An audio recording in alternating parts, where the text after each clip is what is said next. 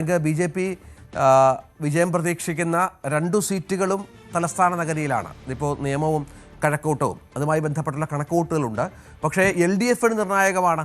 അവരുടെ സിറ്റിംഗ് MLA-മാരുടെ എണ്ണം ഏറ്റവും അധികമുള്ള ജില്ലകളിലൊന്നാണ് തിരുവനന്തപുരം.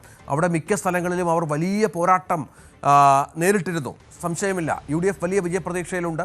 സീറ്റെണ്ണത്തിൻ്റെ കാര്യത്തിലൊക്കെ ചില പ്രവചനങ്ങൾ അവരുടെ ഭാഗത്തുനിന്നുണ്ടായിട്ടുണ്ട്. ഏതായാലും ഈ അവസാന ദിവസത്തെ കണക്കുകൂട്ടലുകൾ വരുമ്പോൾ ഈ പഴയതുപോലുള്ള ആത്മവിശ്വാസം 3 മുന്നണികൾക്കും തലസ്ഥാനത്തുണ്ടോ?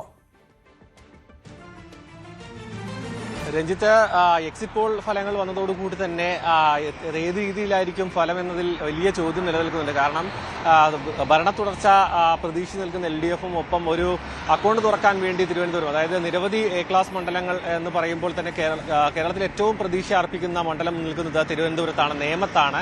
ഏറ്റവും പ്രതീക്ഷ ത്രികോണ മത്സരം നടക്കുന്ന മണ്ഡലവും ഒപ്പം തന്നെ BJP-യുടെ ക്ലാസ് മണ്ഡലം നിലനിൽക്കുന്ന മണ്ഡലവും സ്ഥലവുമാണ് നേമം. അവിടെയും എന്താവും വിധി എന്ന കാര്യത്തിൽ നാളെ ഒരു മണിക്കൂറുകൾ മാത്രം ഇനി കാത്തിരുന്നാൽ മാത്രം മതി.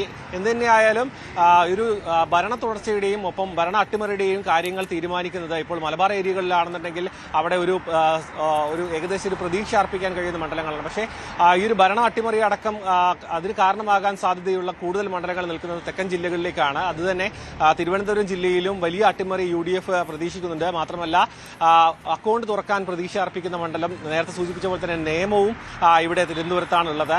അത് അക്കൗണ്ട് പൂട്ടിക്കുമെന്നും ഇരട്ട പൂട്ടിട്ട് പൂട്ടിക്കുമെന്നാണ് പറയുന്ന മന്ത്രി ശിവൻകുട്ടിയും ഇവിടെ മത്സരിക്കുന്നു. ഒപ്പം മറ്റ് പ്രധാനപ്പെട്ട മത്സരം നടക്കുന്ന കഴക്കൂട്ടം മണ്ഡലത്തിലാണ്.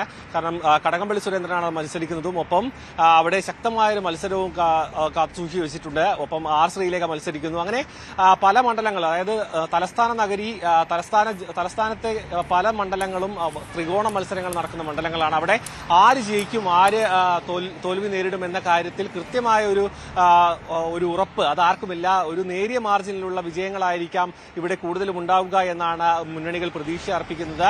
ഒപ്പം തന്നെ ഈ ഒരു മണ്ഡലങ്ങളിലെ വിജയം ഏത് രീതിയിൽ ഭരണത്തിലേക്കുള്ള, അതായത് ഏത് മുന്നണിയാണോ ഭരണത്തിലേക്ക് വരുന്നത് അവരെ ഏത് രീതിയിലേക്ക് ഈ ഒരു തിരുവനന്തപുരം ജില്ലയിലെ മണ്ഡലങ്ങൾ സ്വാധീനിക്കും എന്ന കാര്യത്തിലും വ്യക്തത കുറവ് ഇപ്പോഴും മുന്നണികൾക്കുണ്ട്. ഒരു പ്രതീക്ഷ, അതായത് എക്സിറ്റ് പോൾ ഫലങ്ങൾ പിന്തുടർന്നുകൊണ്ടാണ് UDF ഇപ്പൊ നേരത്തെ സൂചിപ്പിച്ച പോലെ തന്നെ ഒരു ഭരണം ഉറപ്പിച്ചുകൊണ്ടുള്ള ഒരു ട്രെൻഡാണ് ഇപ്പോൾ UDF ക്യാമ്പുകളിൽ നിൽക്കുന്നത്.